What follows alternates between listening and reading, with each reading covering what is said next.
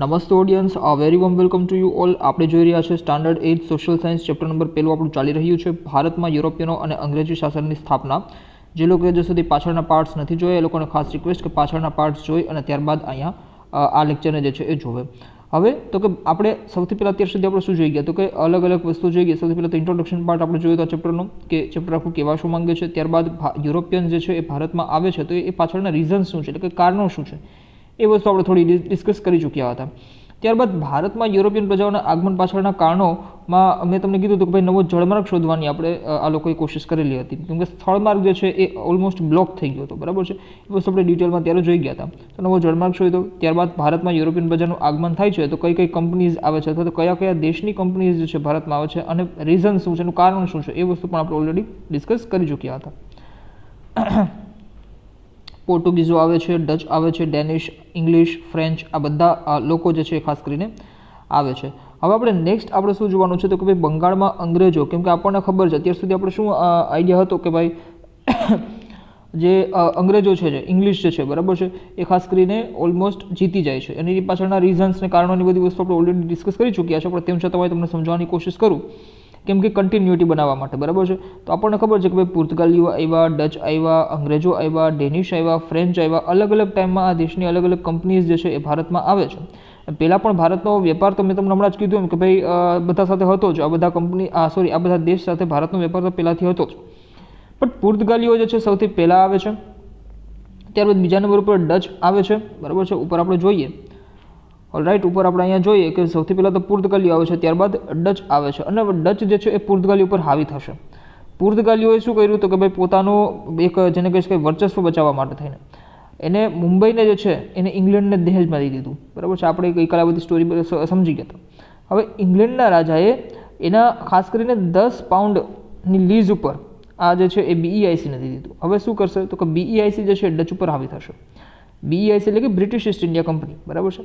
હવે તો કે ડેનિશ જે છે એ પણ આવે છે, પણ એને લાગ્યું કે ભાઈ આ બધી કંપનીઝ ઓલરેડી અંદરો અંદર લડત કરે છે. કોણ કંપનીઝ તો કે ભાઈ પોર્તુગાલીઓ છે, ડચ છે, બરાબર છે. આ તે ઉપરાંત ફ્રેન્ચો પણ ત્યારે એ ટાઈમ પિરિયડમાં આવી ગયા હતા, બરાબર છે. આ બધા કંપનીઝ જે છે અંદરો અંદર ત્રણ ચાર કંપનીઝ અંદરો અંદર પેલું કરે છે, બરાબર છે, ફાઇટિંગ કરે છે. તે ઉપરાંત વર્ચસ્વ જમાવવા માટે થઈને પોતાની એક કોમ્પિટિશન કરે છે. તો પછી એ પોતાનો સિક્કો નહીં ચાલે, એને એવું લાગ્યું એટલે એને શું કર્યું તો કે ભાઈ અહીંયા એને કોઈ ફાયદો ન દેખાણો, તો એને શું કર્યું તો કે બધું એકઠું કર્યું. પોતાનું જેટલું પણ અલગ અલગ, જેમ કે આપણે કોસ્ટલ એરિયા ઉપર ખબર છે, બરાબર છે, કે આ બધા કોસ્ટલ એરિયા ઉપર એ લોકોએ અલગ અલગ પોતાની ફેક્ટરીઝની એસ્ટાબ્લિશમેન્ટ કરેલું હોય છે. તો હવે એને એકઠું કર્યું, વેચી નાખ્યું અને પછી ફ્રેન્ચની વાત આવે તો ફ્રેન્ચ 1664માં એકદમ લેટ આવે છે. ત્યાં સુધીમાં ઈસ્ટ ઇન્ડિયા કંપની જે ઇંગ્લિશ ઈસ્ટ ઇન્ડિયા કંપની જેને કહી શકાય, બ્રિટિશ ઈસ્ટ ઇન્ડિયા કંપની, એ તો 1608માં એટલે કે પોતાના રિપ્રેઝેન્ટેટિવ્સ મેં તમને કીધેલું હતું કેપ્ટન હોકિન્સ, તો કેપ્ટન હોકિન્સને 1608માં મોકલી આપે છે. હવે ધીમે ધીમે પોર્તુગાલી, ડચ, ડેનિશ બધા ધીમે ધીમે હટતા જશે. પણ હવે લાસ્ટમાં કોણ બચશે તો કે લાસ્ટમાં બચશે બ્રિટિશ ઈસ્ટ ઇન્ડિયા કંપની અને ત્યારબાદ ફ્રેન્ચ. આ બંને જે છે એ લાસ્ટમાં બચે છે. મેં તમને ગઈકાલે પણ આ વસ્તુ સમજાવી દીધી. હવે ગયા લેક્ચરમાં હવે શું થશે તો કે ભાઈ BEIC અને ફ્રેન્ચ એ બંને એકબીજા સાથે કોમ્પિટિશનમાં આવશે. હવે આ બંને વચ્ચે એકદમ જેને કહી શકાય કે લડાઈ ચાલશે. 3 કર્ણાટક યુદ્ધ વિશે આપણે જોઈ ગયા હતા, કાર્નાટિક વોર્સ જેને કહીએ છીએ, 3 કાર્નાટિક વોર્સ. તો યુરોપ અને આ એકચ્યુઅલી કર્ણાટક વોરની જો વાત કરું તો યુરોપ, અમેરિકા અને ઇન્ડિયા આ ત્રણેયમાં જે છે વોર્સ જે છે અથવા તો યુદ્ધ જે છે ચાલતા હોય છે. એવું કશું નથી કે ઓનલી ઇન્ડિયામાં આ યુદ્ધ ચાલે છે. યુરોપ, અમેરિકા એન્ડ ઇન્ડિયા ત્રણેયમાં આ જે યુદ્ધ જે છે એ ચાલતા હોય છે. એટલે 3 યુદ્ધ છે એટલે 3 સંધિ થાય છે, પ્લસ 1 દિવસનું પણ યુદ્ધ થાય છે. હવે આ બધાનું રિઝલ્ટ શું, આઉટપુટ શું નીકળે છે, આઉટકમ શું નીકળે છે કે ભાઈ બ્રિટિશ ઈસ્ટ ઇન્ડિયા કંપની છે એ લોંગ ટાઈમ ચાલશે એવી સ્યોરિટી આપણને મળી જાય છે. કેમ તો કે ભાઈ 1 દિવસના યુદ્ધમાં બી તો હારી જાય છે, તો 3 સંધિ થાય છે કર્ણાટક વોરમાં, ત્યારબાદ 1 દિવસનું યુદ્ધ થાય છે એમાં પણ હારી જાય છે ફ્રેન્ચ લોકો. તો BEIC જે છે લોંગ ટાઈમ ચાલશે. હવે આ બધું તો ચાલતું જ હતું, બરાબર. આ તો થઈ ગયું કંપનીની હિસ્ટ્રી.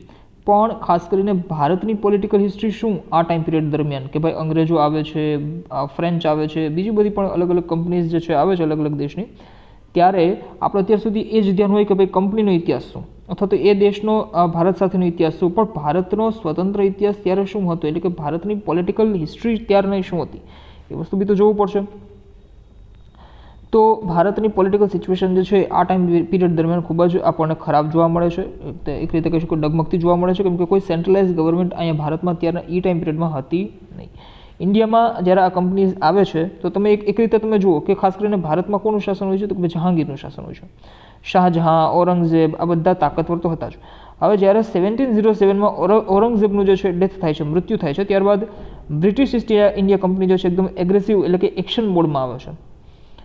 1707નું મેં તમને ગઈકાલે પણ કીધેલું હતું કે ભાઈ ખાસ કરીને ઔરંગઝેબ જે છે આ ચેપ્ટર પૂરું થશે અને ઔરંગઝેબ પછી કોઈ એક રીતે કહી શકાય કે ઔરંગઝેબ પછી કોઈ તાકતવર શાસક જે છે ભારતમાં બચતો નથી. તો હવે આ લોકો બ્રિટિશર્સ જે છે એ એક્શન મોડમાં આવી જશે. રીઝન શું? કેમ કે મેં ગઈકાલે પણ કીધેલું હતું કે નાદિર શાહનું આક્રમણ, બરાબર છે, ઈરાનનું આક્રમણ. તો આ આક્રમણ જે છે નાદિર શાહનું આક્રમણ, તો એમાંય ખાસ કરીને એ લોકોને ખબર પડી જાય છે બ્રિટિશર્સને કે ભાઈ આ લોકો જે મુઘલ શાસકો જે છે એ હવે એટલા તાકતવર રહ્યા નથી. હા, જ્યારે હતા ત્યારે જેમ કે ઔરંગઝેબ છે, જહાંગીર છે, આ બધા તાકતવર શાસકો હતા અને એની છાપ જે છે એ અંગ્રેજો છે એવું જોતા હતા કે ભાઈ ખાસ કરીને આ બધા તાકતવર શાસકો છે એટલે આની સામે લડત ન કરી શકાય. પણ હવે જ્યારે ખબર પડે છે નાદિર શાહના આક્રમણ ટાઈમે કે ભાઈ આ લોકો પાસે બિલકુલ કંઈ છે નહીં, માત્ર ને માત્ર નામના છે આ લોકો રાજા છે, ત્યારે જે છે એ બ્રિટિશર્સ એક્શન મોડમાં આવે છે અને ખાસ કરીને હવે જે ટ્રેડના પર્પઝથી આવતા હતા, બરાબર છે. હવે આપણા ટોપિક ઉપર ધીમે ધીમે આપણે આવશું. વેપારથી સંસ્થાન તરફ, એટલે કે એ લોકો મુખ્ય ટ્રેડ માટે આવતા હતા પણ હવે તો કે હવે એ ખાસ કરીને સંસ્થાન તરફ આવશે. સંસ્થાનનો મતલબ શું? તો કે અહીંયા જ પોતાનો એક ટેરિટરી કેપ્ચર કરવી, કાં તો ખરીદીને અને અથવા તો જીતીને. તો આ લોકો જે છે જીતીને, ખરીદીને નહીં કરશે, બરાબર છે. તો ટેરિટરીને જે છે કેપ્ચર કરવી અને પછી એને સંસ્થાન બનાવવું. સંસ્થાન એટલે કે માત્ર ને માત્ર રો મટીરિયલ્સ કે જેને કહી શકાય કાચા માલને એ બધા માટેને યુઝમાં લેવું, ઉપયોગમાં લેવું. તો એ હિસાબથી તમે જુઓ કે આ ટોપિક આપણો અહીંયાથી હવે સ્ટાર્ટ થાય છે. બંગાળમાં અંગ્રેજો વેપારથી સંસ્થાન તરફ, બરાબર છે. હવે જો ઇન્ડિયામાં શું બદલાવ આવે છે એના વિશે આપણે થોડીક વાત કરીએ, એટલે કે ભારતમાં અત્યારે શું બદલાવ હોય છે એના વિશે આપણે થોડીક વાત કરીએ તો સૌથી પહેલાં કેમ કે આપણને બંગાળમાં જ જોવાનું છે, બરાબર છે, કેમ કે આ લોકોએ બંગાળથી જ પોતાનું સ્ટાર્ટઅપ કરેલું હતું. તો એનું રીઝન શું છે? સૌથી પહેલું એનું રીઝન શું છે તો કે ભાઈ ખાસ કરીને બંગાળ જે છે એ ખૂબ જ રીચ એટલે કે એકદમ બંગાળ જે છે એ એકદમ સુખી રિજન અથવા તો રીચ રિજન કહેવાય છે, એવરગ્રીન રિજન કહેવાય છે. રો મટીરિયલ્સ કયો, પૈસા કયો, ધન કયો, બરાબર છે. આમ જોવા જાવ તો આખું ભારત જ ધનવાન હતું ત્યારે, પણ બંગાળ ખાસ હતું એમાં. હવે કેમ કે એનું રીઝન શું? તો કે ભાઈ તમે જુઓ બંગાળનું તમે થોડુંક જિયોગ્રાફિકલ લોકેશન તમે જુઓ તો ત્યાં કેમ કે ત્યારે બાંગ્લાદેશ, બંગાળ બધું એક જ હતું, બરાબર. બિહાર, બંગાળ, ઓડિશા, બાંગ્લાદેશ, ત્રિપુરા બધું એક જ હતું વસ્તુ. હવે ત્યારે આપણને ડેલ્ટા રિજન મળતો હતો, સુંદરબનનો ડેલ્ટા રિજન, બરાબર છે. તો એ ડેલ્ટા રિજનમાં ખાસ કરીને કાચા માલની પૂર્તિ આપણને ઇઝીલી થઈ શકતી હતી. બીજું કે એટલા માટે એગ્રીકલ્ચરમાં પણ આ લોકો સમૃદ્ધ હતા. કેમ? તો કે ભાઈ બંગાળ જે છે પ્લેન એરિયા છે, પહાડી એરિયા તો છે નહીં, બંગાળ તો પ્લેન એરિયા છે. બ્રહ્મપુત્રની નદી વહે છે, ત્યારબાદ ગંગાની પણ નદી વહે છે, બરાબર છે. તો એનાથી આપણને મેદાની વિસ્તાર પણ મળી જાય છે અને મેદાની વિસ્તાર એટલે એકદમ ફળદ્રુપ વિસ્તાર, એગ્રીકલ્ચરમાં એટલે કે કૃષિમાં પણ આગળ. હવે ફેક્ટરીને કાચા માલની પૂર્તિ પણ ઇઝીલી આનાથી થઈ શકે. તો ખાસ કરીને સૌથી પહેલાં બંગાળ જે છે એ બંગાળ મુઘલથી સૌથી પહેલાં સ્વતંત્ર થયું અને સૌથી પહેલાં જ જે છે એ બ્રિટિશર્સની ચપેટમાં પણ આવ્યું. બ્રિટિશર્સ એટલે કે ઈસ્ટ ઇન્ડિયા કંપનીની ચપેટમાં પણ સૌથી પહેલાં જ આવેલું હતું. હવે ઔરંગઝેબના ટાઈમમાં બંગાળમાં જે છે મુર્શિદ કુલી ખાનને જે છે એ દિવાન બનાવવામાં આવે છે. કેમ કે એનું રીઝન છે કે જ્યારે આપણે પ્લાસીનું યુદ્ધ સમજવું છે, સૌથી પહેલાં આપણે શું સમજવાનું છે તો કે પ્લાસીનું યુદ્ધ, અને ત્યારબાદ આપણે શું સમજવાનું છે તો કે બક્સરનું યુદ્ધ, બરાબર. તો પ્લાસીનું અને બક્સરનું યુદ્ધ આપણે સમજવું હોય તો એની પહેલાંનું જે થોડુંક બેકગ્રાઉન્ડ છે ને એ વસ્તુ આપણે સમજવી જરૂરી છે. કેમ? તો કે આપણે જો ટેક્સ્ટ બુકમાં પણ આપેલું છે કે ભાઈ 1740 પછી અંગ્રેજોએ પોતાની કોઠી ફોર્ટ વિલિયમ એની કિલ્લેબંધી કરતા જે નવાબ સિરાજુદ્દૌલા છે એની સાથે તેમના સંબંધો બગડ્યા. હવે આ વસ્તુ સિરાજુદ્દૌલા ક્યાંથી આવે છે, કેવી રીતે આવે છે, એ વસ્તુ થોડુંક ફરુખશર કોણ છે, થોડુંક આપણે હલકું ફૂલકું આના વિશે આપણને જાણકારી હોય તો આપણા માટે ઇઝીનેસ રહે યાદ રાખવા માટે. તો સૌથી પહેલાં તો કે ભાઈ ઔરંગઝેબનો જ્યારે ટાઈમ પીરિયડ ચાલતો હોય છે ત્યારે બંગાળમાં કોણ આવે છે? ઔરંગઝેબ એટલે તો કે સેન્ટ્રલ ગવર્મેન્ટ, બરાબર છે, એ દિલ્હીની ગાદી પર બેસે છે. ત્યારે બંગાળમાં મુર્શિદ કુલી ખાન આવે છે. મુર્શિદ કુલી ખાન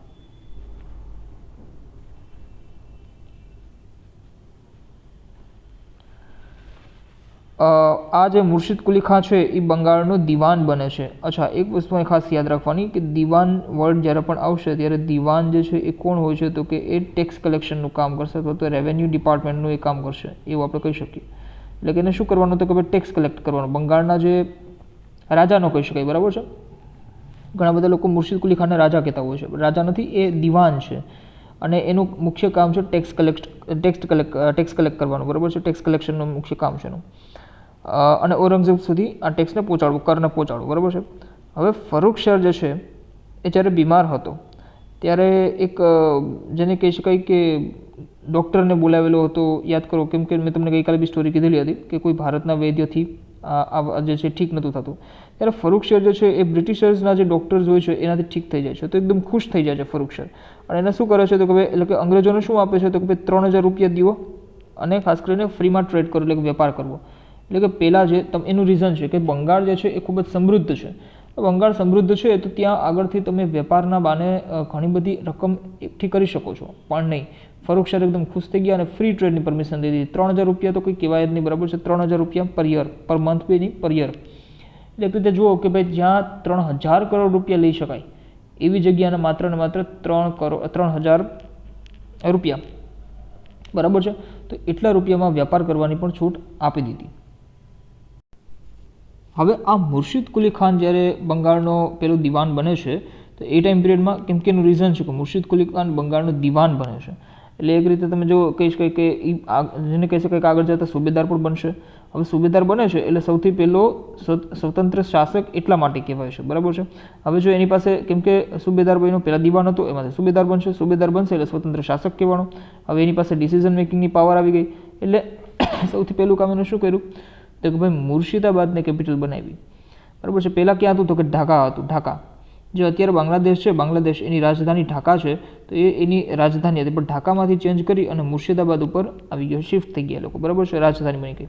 હવે મુર્શિદ કુલી ખાન જે છે એ તો કામ કરે જ છે, પણ ત્યારબાદ કેમ કે એનું રીઝન છે કે ભાઈ એનો કોઈ દીકરો નહોતો, તો કદાચ હશે દીકરો પણ એ સચ કોઈ લાયક નહીં હોય. ત્યાંથી શું કર્યું કે એના જમાઈને રાજા બનાવી દે છે. કોણ તો કે મુર્શિદ કુલી ખાન. મુર્શિદ કુલી ખાન એના જમાઈને રાજા બનાવશે. હવે એના જમાઈના સમયમાં એક અલીવર્દી ખાન કરીને એક વ્યક્તિ હોય છે કે એના જમાઈની અંડરમાં કામ કરે છે.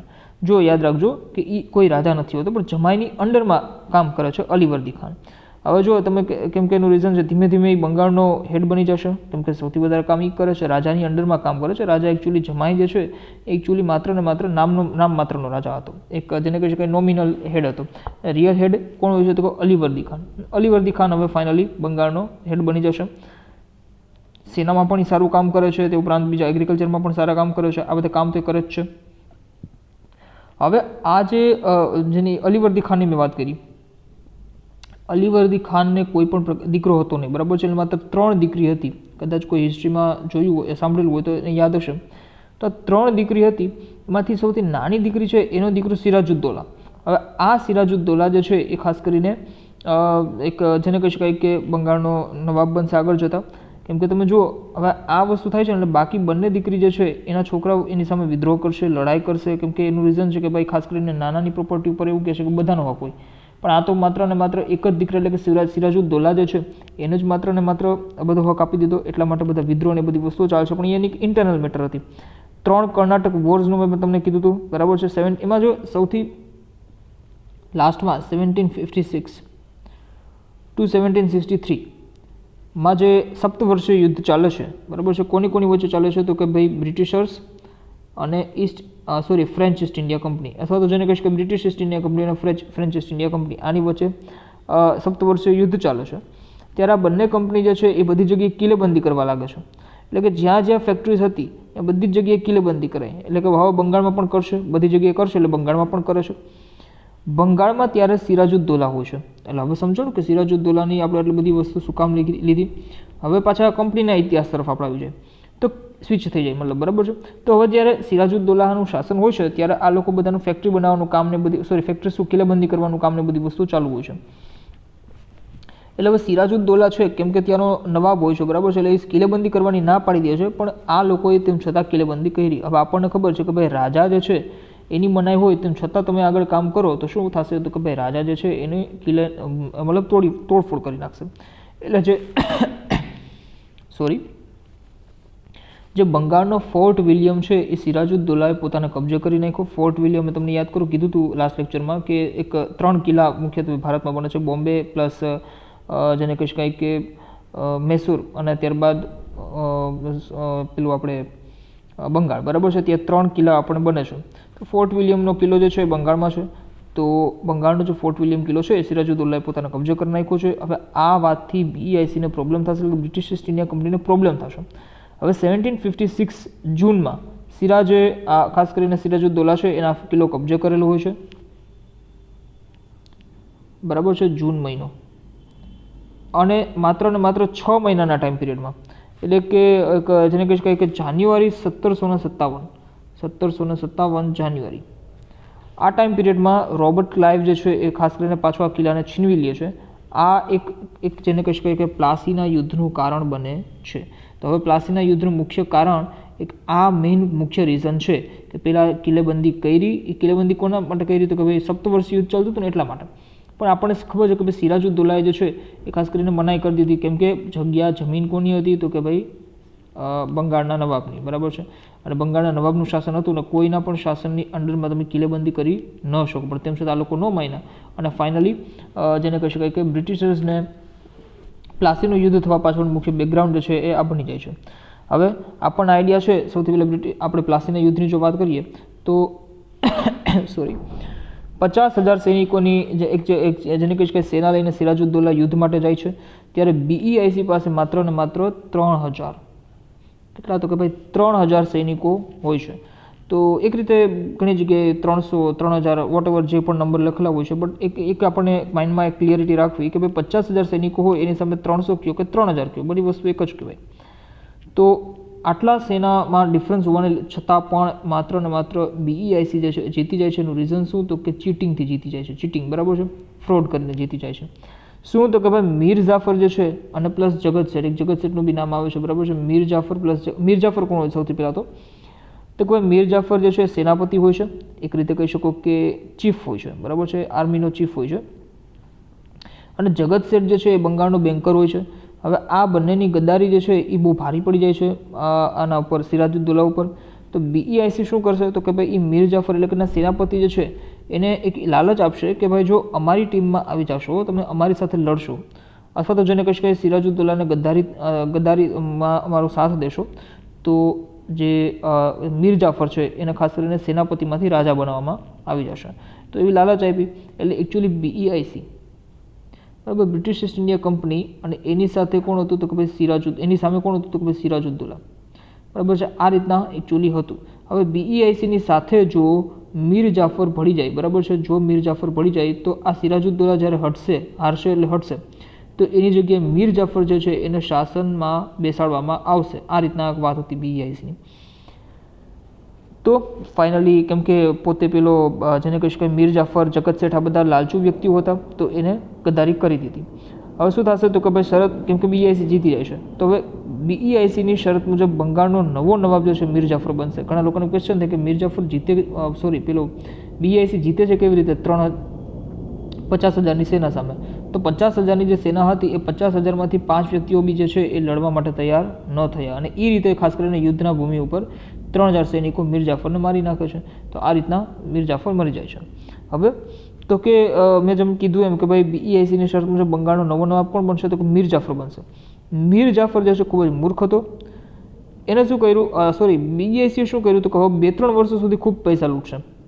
કોની પાસેથી? તો કે મીર જાફર પાસેથી 3 કરોડ રૂપિયા માત્ર કંપનીએ જ લૂંટી લીધા, બરાબર છે. અને એ ઉપરાંત ક્લાઇવ પ્લસ કંપનીના અલગ અલગ જે લોકો છે, એક જેને કહી શકાય કે પર્સનલી બી રૂપિયા લૂંટતા હોય, એ વસ્તુ તો અલગ થઈ ગઈ, બરાબર છે. પણ ત્યારે તેને રિયલાઇઝ થશે, મીર જાફરને રિયલાઇઝ થશે કે ભાઈ આ વસ્તુ ખોટી થાય છે, અને પછી પૈસા આપવાની ના કહેશે, ત્યારે મીર જાફરને 15,000 પર મંથ રૂપિયા દઈ અને ખાસ કરીને ગાદી પરથી હટાવી દેશે. એટલે આપણને સ્વાભાવિક રીતે ક્વેશ્ચન થાય કે જો રાજા મીર જાફર છે, બરાબર છે, રાજા મીર જાફર છે, તો BEIC આટલું પાવર કેવી રીતે કરી શકે? કોઈ રાજાને કેવી રીતે એ કંટ્રોલમાં લઈ શકે અથવા રાજાને હટાવી કેવી રીતે શકે? તો મેં પહેલાં જ કીધું કે યુદ્ધ કોની વચ્ચે થયું હતું? તો કે ભાઈ બ્રિટિશ ઇસ્ટ ઇન્ડિયા કંપની અને સિરાજુદ્દૌલા વચ્ચે યુદ્ધ થયું હતું. એટલે બ્રિટિશ ઇસ્ટ ઇન્ડિયા કંપની છે એ કોઈ પણ રાજાને હવે અપોઇન્ટ કરશે. પોતાની ટેરિટરી કોની થઈ ગઈ? તો કે BEICની. એ કોઈ પણ રાજાને અપોઇન્ટ કરશે, અને ખાસ કરીને એ રાજા BEICના કહ્યા મુજબ કામ કરશે. જો નહીં કરે તો એ રાજાને હટાવી દેવાની તાકાત જે છે એ ધરાવે છે બ્રિટિશ ઇસ્ટ ઇન્ડિયા કંપની. તો આ રીતના થયું. મીર જાફર હટી જશે. મીર જાફર હટશે, એની જગ્યાએ કોણ ગાદી આવશે? તો કે મીર કાસિમ. હવે સૌથી, કેમ કે મીર કાસિમ છે ને એ થોડોક પેલો રાજા હતો, એક જેને કહી શકાય કે પાવરફુલ રાજા હતો. તો મીર કાસિમ શું કરશે તો કે પહેલું એક્શન શું લેશે, રાજધાનીને મુર્શિદાબાદથી બદલી અને મુંગેર બનાવી દેશે. આ મુર્શિદાબાદ, મુંગેર, ઢાકા બધું ક્યાં આવ્યું તો એના માટે આપણે જિયોગ્રાફી માટે લોકેશન મેપ જે છે એ બાજુમાં રાખવાના, બરાબર છે. સૌથી પહેલી બંગાળની રાજધાની કઈ હતી તો કે ભાઈ ઢાકા હતું.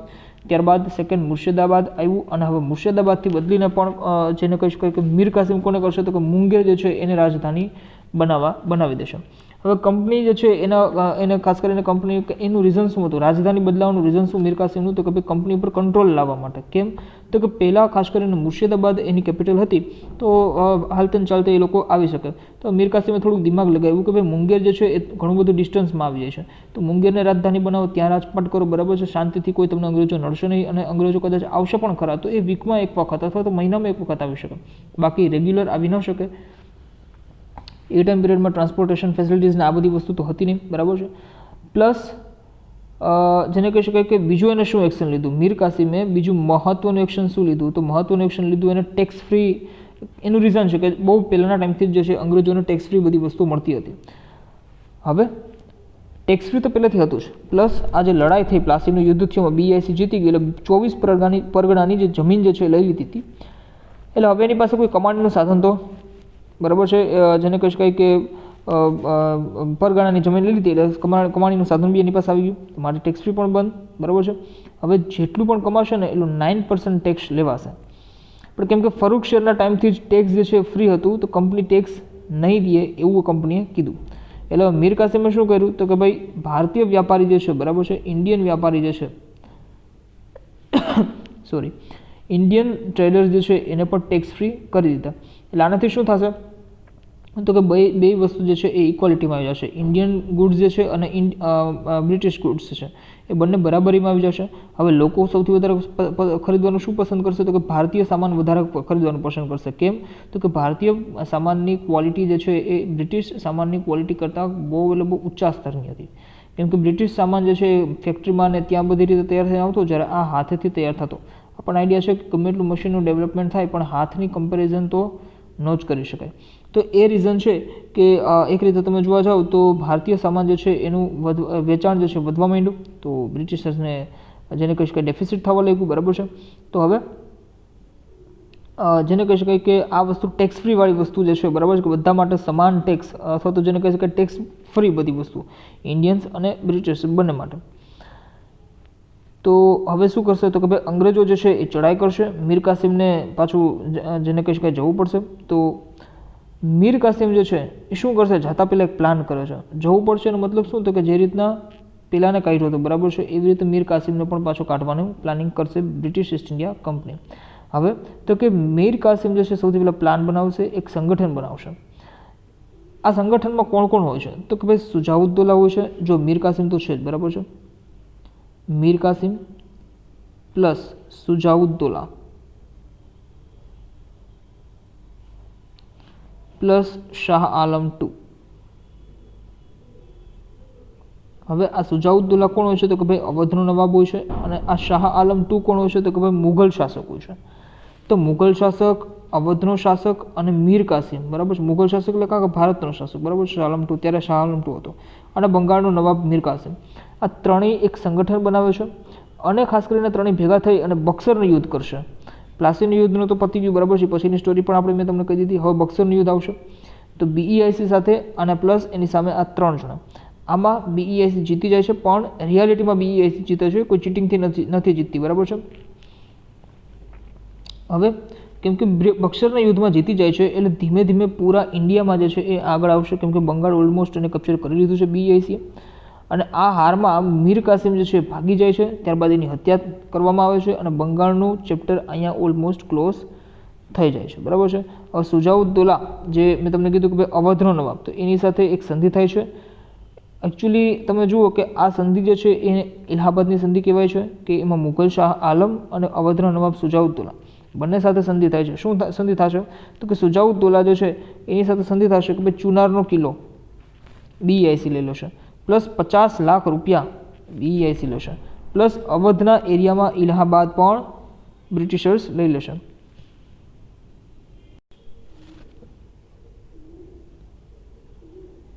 અને ખાસ કરીને BEICની સેના તેના એરિયામાં રહેશે, એટલે કે અવધના એરિયામાં રહેશે અને ટેક્સ ફ્રી વેપાર કરશે. આ 4 શરત. બીજું, મુઘલ શાહ આલમ જે છે એની સાથે શું શરત કરશે તો કોઈ બંગાળ, બિહાર અને ઓડિશાના એરિયાની દીવાની મળી જશે, એટલે કે ટેક્સ કલેક્શનની પાવર મળી જશે BEICને. એટલે એક રીતે તમે જુઓ કહી શકો કે એક બેસ્ટ ઇન્કમનો સોર્સ, કેમ કે ત્યારે બંગાળ જે છે કામધેનુ ગાય હતું. બંગાળમાંથી જેટલું પણ તમે લઈ લ્યો એટલું ખાસ કરીને ખૂટે નહોતું, એટલું બધું બંગાળ પાસે હતું.